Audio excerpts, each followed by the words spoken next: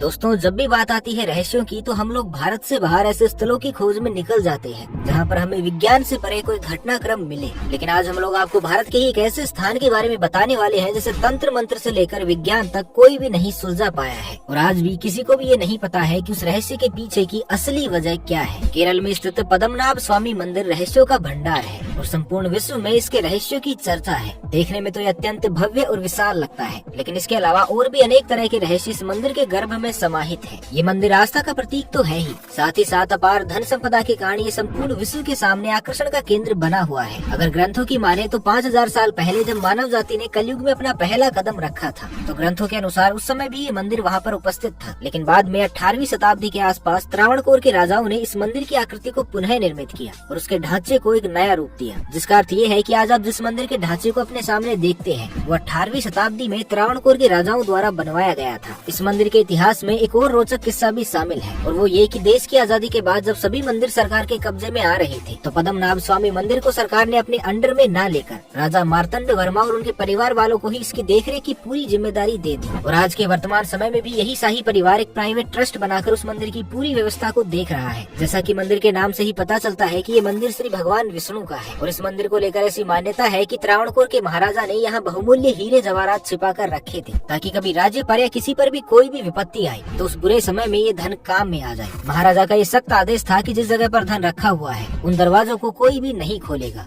राजा के सख्त आदेश के बाद भला किसकी हिम्मत थी जो उन दरवाजों को खोलकर राजा के प्रकोप का सामना करता। इसलिए कभी भी किसी ने ऐसी कोई भी गलती नहीं की। राजा ने मंदिर के अंदर 7 गुप्त तहखाने बनवाए थे और सभी के साथ जुड़ा हुआ था एक रहस्यमयी दरवाजा। इन दरवाजों को कोई भी आसानी से खोल नहीं सकता था और यहीं से शुरू होती है रहस्यों की असली गाथा। हजारों सालों पुराने मंदिर के जो 7 दरवाजे बंद पड़े थे उन्हें सन 2011 में सुप्रीम कोर्ट के आदेश के बाद राज्य सरकार द्वारा खुलवाने का फरमान जारी किया गया। इस आदेश के बाद किसी तरह से मंदिर में उपस्थित उन 6 दरवाजों को तो खोल दिया गया और उनके खुलते ही मान लो पूरे संसार में एक नई सनसनी फैल गई, क्योंकि पहले लोग ऐसा अनुमान लगा रहे थे कि इन तहखानों के पीछे ज्यादा से ज्यादा 1000 से 2000 करोड़ तक का खजाना होगा। लेकिन ये सारे अनुमान धरे के धरे रह गए, क्योंकि उन सभी तहखानों के पीछे मिले हुए खजाने की कुल कीमत कम से कम 1 लाख करोड़ रुपए से भी ज्यादा आंकी गई थी। 6 दरवाजों के पीछे मिले हुए इस खजाने में एक से बढ़कर एक महंगे हीरे और हजारों किलो के सोने का अंबार लगा हुआ था। इसके अलावा इस खजाने के अंदर ऐसा कोई बेशकीमती धातु नहीं होगा जो सम्मिलित न हो। जैसे ही ये तथ्य दुनिया के सामने आया तो संपूर्ण विश्व में जैसे इसको लेकर खलबली मच गई।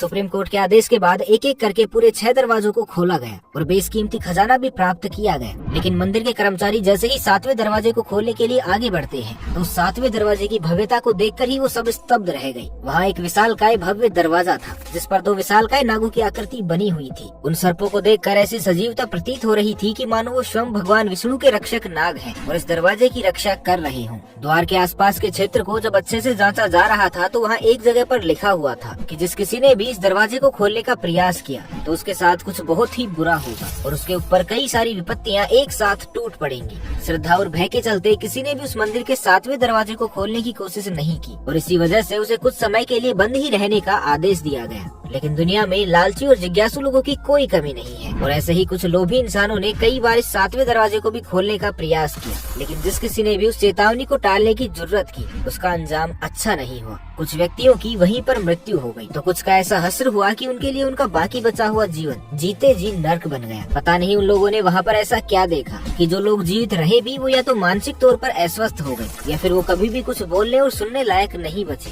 जिसके कारण उन लोगों के साथ वहाँ पर क्या हुआ था इसका पता कोई भी नहीं लगा पाया और वो सारी घटनाएं हमेशा हमेशा के लिए एक रहस्य का पात्र बन गई। लेकिन लोगों के जहन में असली खूब तो तब उतरा जब सुप्रीम कोर्ट के वरिष्ठ न्यायाधीश टीपी सुंदर राजन, जिन्होंने दरवाजा खोलने का आदेश दिया था, उनकी भी अकस्मात और अकारण ही मृत्यु हो गई। इतने बड़े अधिकारी की इस रहस्यमय मृत्यु के बाद सबको इस बात पर विश्वास हो गया कि उस मंदिर के उस 7वें दरवाजे में एक ऐसी शक्ति निवास करती है जिसके साथ बदसलूकी करने पर उसका श्राप उस दरवाजे के साथ छेड़छाड़ करने वाले व्यक्ति पर लग जाता है और उसकी ऐसी दशा होती है जिसका वर्णन करना भी रोंगटे खड़े कर देता है। और आपको ये भी जानकर आश्चर्य होगा कि ये दरवाजा किसी मजबूत धातु से नहीं बल्कि लकड़ी से बना हुआ है। और आश्चर्य की बात तो ये है कि ये दरवाजा बंद कैसे है ये भी किसी को नहीं पता, क्योंकि ना तो इसमें कोई कुंडी लगी है और ना ही कोई जंजीर या ताला लगा हुआ है। हालांकि धार्मिक विद्वान ये मानते हैं कि दरवाजा मंत्रोच्चार के द्वारा बंद किया गया था। और दरवाजे पर जो 2 नागों की विशाल आकृतियां बनी हुई है उसे देखकर पंडित और विद्वान इस बात का अंदाजा लगाते हैं कि या तो ये सर्प भाषा के प्रयोग से बंद है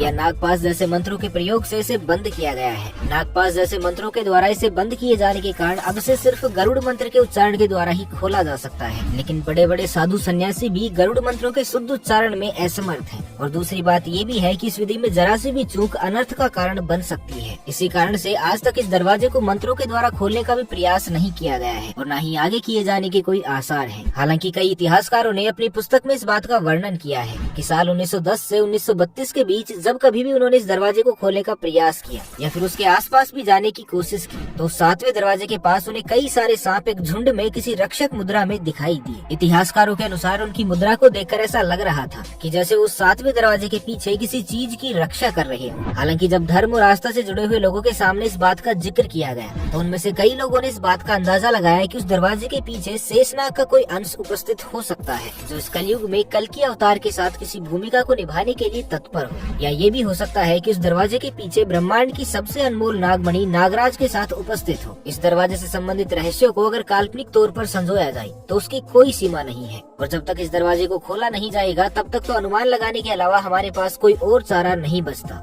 दुर्भाग्यवश पद्मनाभ स्वामी मंदिर अभी तक एक रहस्य ही बना हुआ है और ये वैश्विक स्तर पर भी इतना प्रसिद्ध है कि वर्ल्ड बुक ऑफ मिस्ट्री में भी इस मंदिर के विषय में जिक्र किया गया है। हालांकि ये सत्य है कि विश्व में हर कोई उस 7वें दरवाजे के रहस्य को जानने के लिए उत्सुक है, लेकिन कोई भी ये नहीं बता सकता कि उस दरवाजे के पीछे कोई दूसरी दुनिया है या कोई ऐसी तकनीक या यंत्र जो किसी चमत्कार को उत्पन्न कर देगा या कोई ऐसा मार्ग जो कहीं और ही पहुंचा देगा। श्रद्धालु तो ये भी मानते हैं कि हो सकता है कि उस दरवाजे के पीछे से बैकुंठ लोक या पाताल लोक का मार्ग हो। हालांकि वर्तमान स्थिति में तो आज तक कोई भी ऐसा प्रकांड विद्वान या ज्योतिषीय हिम्मत नहीं जुटा पाया है कि वो गरुड़ मंत्रों का शुद्ध उच्चारण कर उस दरवाजे को खोलने का प्रयास करे, क्योंकि शुद्ध और सही उच्चारण करने के बावजूद भी उनके द्वारा अनुमानित ये रास्ता सही है या नहीं, इसके बारे में भी किसी को पुख्ता तौर पर कुछ भी नहीं पता। हालांकि आपको क्या लगता है, वास्तविकता में इस दरवाजे के पीछे क्या हो सकता है? हमें नीचे कमेंट करके जरूर बताइएगा। तो मिलते हैं किसी और वीडियो में, तब तक के लिए खुश रहे, मस्त रहे, हंसते रहे। भगवान करे आप सभी का दिन शुभ हो।